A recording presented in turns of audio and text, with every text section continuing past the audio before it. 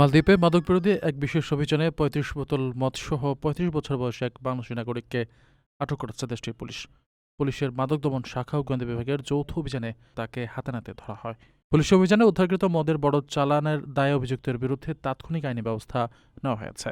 তবে স্থানীয় গণমাধ্যম জানায়, মামলার প্রাথমিক আনুষ্ঠানিকতা শেষ করে তাকে দীর্ঘমেয়াদী জেল দেওয়ার পরিবর্তে সরাসরি বাংলাদেশে ফেরত পাঠানোর সিদ্ধান্ত নিয়েছে মালদ্বীপ কর্তৃপক্ষ। বর্তমানে তাকে অভিবাসন দপ্তরের হেফাজতে রাখা হয়েছে।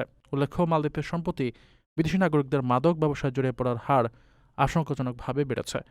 গত মাসে ৪০ বোতল মদ ও বিপুল অর্থসহ আরও এক বাংলাদেশিকে গ্রেফতার করা হয়েছিল। এই ঘটনার পরিপ্রেক্ষিতে দেশটিতে অবস্থানরত প্রবাসীদের উপর নজরদারি আরও জোরদার করেছে স্থানীয় প্রশাসন। অবৈধ মাদক ব্যবসায় সম্পৃক্ততার বিষয়ে জিরো টলারেন্স নীতি অনুসরণের ঘোষণা দিয়েছে মালদ্বীপ পুলিশ। প্রবাসীদের জন্য নির্মাণ হচ্ছে দেশের প্রথম স্মার্ট সিটি, যেখানে থাকছে স্কুল, মসজিদ, হাসপাতাল, সুইমিং পুল, হেলিপ্যাড, পাঠাগার, জিম, সুপারমার্কেট, শিশু পার্ক সহ সকল নাগরিক সুবিধা। মাত্র ৩০ লাখ টাকা বিনিয়োগে মিলছে আকর্ষণীয় ফ্ল্যাট। প্লাটিনাম ইনভেস্টরদের জন্য ঢাকা বিমানবন্দরে ভিআইপি প্রোটোকল সুবিধা।